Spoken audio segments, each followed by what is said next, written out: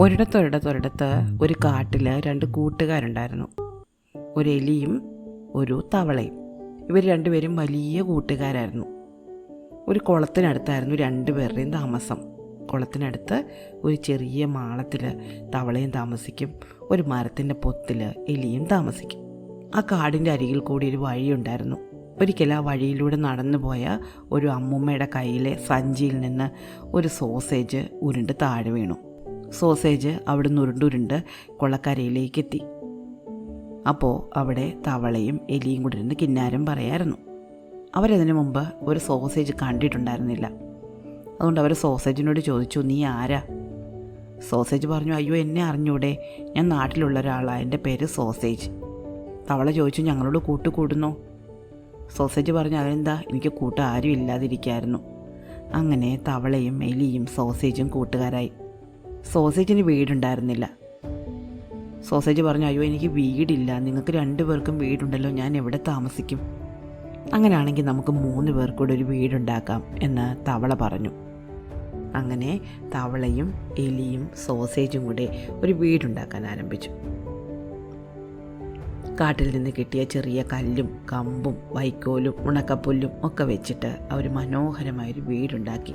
വീടിനകത്ത് 3 പേരും കൂടി താമസമായി. താമസം തുടങ്ങിയ ദിവസം തന്നെ അവരുടെ ജോലികൾ തമ്മിൽ അങ്ങ് വിഭജിച്ചു. പാചകമൊക്കെ ചെയ്യുന്നത് സോസേജാണ്. കടയിൽ പോയി സാധനങ്ങൾ വാങ്ങുന്നത് തവള. വീട് വൃത്തിയാക്കുന്നതും പാത്രം കഴുകുന്നതും എലി. കാര്യങ്ങൾ നല്ല രസമായിട്ട് മുന്നോട്ട് പോയി. എലി വലിയ വൃത്തിക്കാരനാണ്. പാത്രങ്ങളൊക്കെ തേച്ച് മിനുക്കി വെക്കും, തറയൊക്കെ നന്നായിട്ട് തുടച്ച് വൃത്തിയാക്കും. തവളയാണെങ്കിൽ എത്ര ദൂരെ പോയും ആവശ്യമുള്ള സാധനങ്ങൾ വാങ്ങിക്കൊണ്ട് വരും. നമ്മുടെ സോസേജ് ആണെങ്കിൽ നല്ല ഒരു പാചകക്കാരനായിരുന്നു. നല്ല രുചികരമായ ഭക്ഷണങ്ങൾ സോസേജ് പാകം ചെയ്യും. പ്രത്യേകിച്ചും അവനുണ്ടാക്കുന്ന സൂപ്പ്, അത് അതീവ രുചികരമായിരുന്നു. തവളയ്ക്കും എലിക്കും എത്ര സൂപ്പ് കുടിച്ചാലും മതിയാവുകയില്ല. അത്രയ്ക്ക് നന്നായിട്ടാണ് നമ്മുടെ സോസേജ് സൂപ്പ് ഉണ്ടാക്കുന്നത്. അങ്ങനെ 1 മാസം കഴിഞ്ഞു. 1 മാസം കഴിഞ്ഞ ദിവസം 3 പേരും കൂടി ഇരുന്ന് കാര്യം പറയുമ്പോൾ സോസേജ് പറഞ്ഞു, കഴിഞ്ഞ 1 മാസമായല്ലോ ഞാൻ ഈ പാചകം ചെയ്യുന്നു, എനിക്ക് മടുത്തു. ഇനി കുറേ ദിവസത്തേക്ക് ഞാൻ വീട് വൃത്തിയാക്കാം. എലി കടയിൽ പോട്ടെ, തവള പാചകം ചെയ്യേ. തവള സമ്മതിച്ചു. അന്ന് മുതൽ സോസേജ് വീട് വൃത്തിയാക്കാൻ തുടങ്ങി. എലി കടയിൽ സാധനം വാങ്ങാൻ പോയി. തവള പാചകം ചെയ്യാൻ അടുക്കളയിൽ കയറി.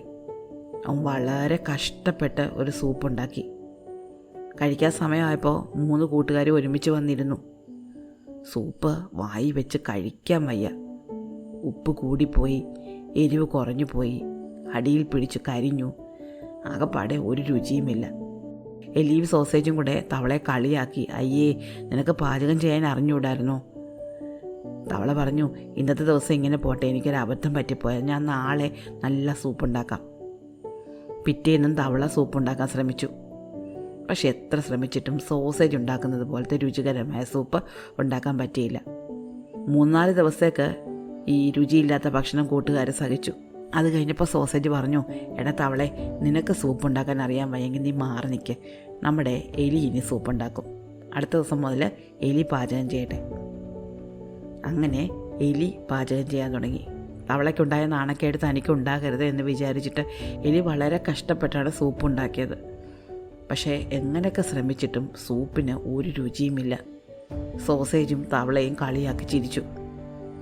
എലിക്കും വലിയ നാണക്കേടായി. അവസാനം അവർ 2 പേരോട് സോസേജിനോട് പറഞ്ഞു, നീ തന്നെ പാചകം ചെയ്താൽ മതി. നീ പാചകം ചെയ്തില്ലെങ്കിൽ ഭക്ഷണത്തിൽ ഒരു രുചിയുമില്ല. ഞങ്ങൾ നിനക്ക് എന്ത് വേണമെങ്കിലും എത്തിച്ചേരാം, വീട് വൃത്തിയാക്കിക്കൊള്ളാം, നിൻ്റെ കാര്യങ്ങളൊക്കെ ചെയ്തു തന്നോളാം, നീ പാചകം ചെയ്താൽ മതി. സോസേജ് ആദ്യം ഒന്നും സമ്മതിച്ചില്ല. അവനൊരുപാട് മടി പറഞ്ഞു. അവസാനം എലിയും തവളയും കൂടി അവൻ്റെ കാല് പിടിച്ച് ഇനിയുള്ള ദിവസങ്ങളിൽ പാചകം അവൻ ചെയ്തു കൊള്ളാം എന്ന് സമ്മതിപ്പിച്ചു. പക്ഷെ തവളയ്ക്കൊരാഗ്രഹം ഉണ്ടായിരുന്നു, എങ്ങനെയെങ്കിലും ഈ സോസേജ് ഉണ്ടാക്കുന്നത് പോലത്തെ സൂപ്പ് ഉണ്ടാക്കണം. അപ്പോൾ സോസേജ് എങ്ങനെയാണ് സൂപ്പ് ഉണ്ടാക്കുന്നതെന്ന് അറിയാൻ വേണ്ടിയിട്ട് അടുത്ത ദിവസം തവള അടുക്കളയുടെ ജനലിൻ്റെ അടുത്ത് പാത്തു നിന്നു. കടയിൽ പോകാനാണെന്ന് പറഞ്ഞ് ഇറങ്ങിയതാണ്, പക്ഷെ കടയിൽ പോയില്ല. എന്താ രഹസ്യം എന്ന് അറിയണമല്ലോ. എലിയാണെങ്കിൽ മുറി തുടച്ച് വൃത്തിയാക്കിക്കൊണ്ടിരിക്കുകയാണ്, അടുക്കളയിലേക്ക് ചെല്ലുന്നതേ ഇല്ല. അപ്പോൾ സോസേജ് സൂപ്പ് ഉണ്ടാക്കുന്നത് കണ്ടു. വളരെ ആസ്വദിച്ച് സോസേജ് സൂപ്പ് ഉണ്ടാക്കുകയാണ്. വലിയൊരു പാത്രം സൂപ്പുണ്ടാക്കി. സൂപ്പെടുത്ത് നിലത്തിറക്കി വെച്ചു. എന്നിട്ട് തിക്കും പക്കും നോക്കി അവിടെയൊക്കെ നടന്നു. ഇവനെന്തോ കള്ളത്തരം ചെയ്യാൻ പോവാണ് എന്ന് തവളയ്ക്ക് മനസ്സിലായി. അങ്ങനെയാണ് അവൻ നോക്കുന്നതും നടക്കുന്നതും. അവനാകെപ്പാടെ ഒരു വെപ്രാളം. തവള വളരെ സൂക്ഷിച്ച് അടുക്കളയിലേക്ക് നോക്കി നിന്നു. സോസേജ് ആണെങ്കിൽ എലി വരുന്നുണ്ടോ എന്ന് പോയി നോക്കിയിട്ട് തിരിച്ചു വന്ന് ഉടുപ്പൊക്കെ ഊരി മാറ്റി ആ സൂപ്പ് പാത്രത്തിലേക്ക് ഒറ്റ ചാട്ടം ചാടിയിട്ട് അവൻ അതിനുള്ളിൽ കിടന്ന് നീന്തി കളിക്കാൻ തുടങ്ങി. കുറേ നേരം നീന്തി കളിച്ചിട്ട് അവൻ പാത്രത്തിൽ നിന്ന് പുറത്തിറങ്ങി. അപ്പോഴാണ് തവളയ്ക്ക് മനസ്സിലായത് എന്തുകൊണ്ടാണ് സോസേജ് ഉണ്ടാക്കുന്ന സൂപ്പിന് ഇത്ര രുചിയെന്ന്. അതിൽ അവൻ കുളിക്കുന്നുണ്ട്. അടുത്ത ദിവസം രാവിലെ എഴുന്നേറ്റപ്പോഴേ തവള പറഞ്ഞു, സോസേജ്, ഇന്ന് നീ കടയിൽ പോയാൽ മതി. ഇന്ന് ഞാനാ സൂപ്പ് ഉണ്ടാക്കുന്നത്. നീ വരുമ്പോഴേക്കും ഞാൻ നല്ല രുചിയുള്ള സൂപ്പ് ഉണ്ടാക്കി വെക്കാം. എലിക്കോട്ട, നീ വേണമെങ്കിൽ അവൻ്റെ കൂടെ പൊക്കോ. നീ ഇവിടെ അങ്ങ് നിൽക്കേണ്ട. നീ തിരിച്ചു വരുമ്പോഴേക്ക് സൂപ്പ് റെഡി ആയിരിക്കും. ഇതെന്താ ഇവൻ ഇങ്ങനെ പറയുന്നത് എന്ന് എലിക്കും സോസേജിനും മനസ്സിലായില്ലെങ്കിലും അവർ രണ്ടും കൂടെ കടയിൽ പോകാൻ തീരുമാനിച്ചു. അങ്ങനെ അന്ന് എലിയും സോസേജും കൂടെ ചന്തയ്ക്ക് പോയി. തവളയാണെങ്കിൽ വലിയൊരു പാത്രത്തിൽ സൂപ്പ് ഉണ്ടാക്കാൻ ഒരുങ്ങി. ചേരുവകളെല്ലാം ഇട്ട് സൂപ്പ് നന്നായിട്ട് തിളപ്പിച്ചു. സൂപ്പ് തിളച്ച് വരികയാണ്. തീ നല്ല കൂട്ടിയിട്ടിട്ടുണ്ട്.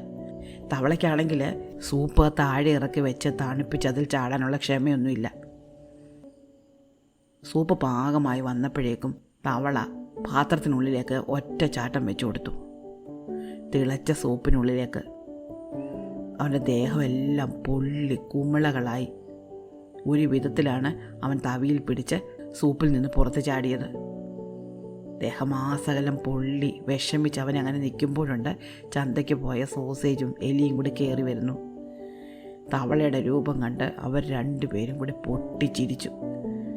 തവളയ്ക്ക് ഇതിൽ പരമൊരു നാണക്കേടില്ല. അവൻ്റെ ദേഹം മുഴുവൻ വികൃതമായിപ്പോയി. അവൻ്റെ കൂടെയാണ് കൂട്ടുകാരുടെ ഈ ചിരി. എലിയുടെയും സോസേജിൻ്റെയും കൂട്ടുപേക്ഷിച്ചിട്ട് തവള വീട് വിട്ടിറങ്ങി ദൂരേക്ക് പോയി കളഞ്ഞു.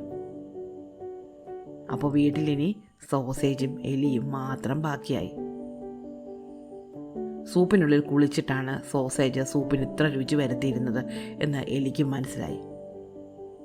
തവള പോയി കഴിഞ്ഞതോടെ എലിക്ക് വലിയ വിഷമമായി.